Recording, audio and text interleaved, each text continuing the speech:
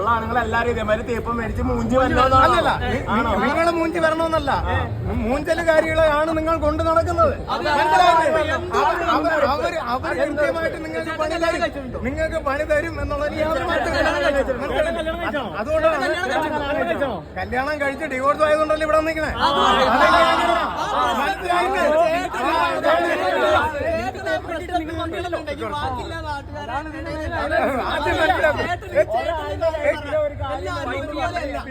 കേട്ടൂടാ ഒരു കാര്യം നടന്നു ഒരാളുടെ കാര്യമല്ല ഈ നിൽക്കുന്നവരെല്ലാം ഒരാളെന്ന് പറഞ്ഞിട്ട് പറയേണ്ട ആവശ്യമില്ല. അപ്പൊ എല്ലാവരും തന്നെ അടിക്കേണ്ട ആവശ്യമില്ല. ഒന്നും കേട്ടൂടാ.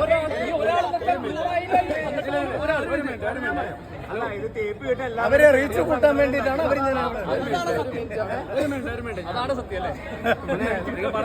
ഒന്ന് നമ്മള് വയലിനായിട്ട് സംസാരിച്ചല്ല അവർക്ക് കാറ്റ് കിട്ടും. പിന്നെ പേടിക്കേണ്ടെന്ന്. ശരിയപ്പം പോരെ. ഓക്കെ. 70 വയസ്സായ എന്റെ അമ്മ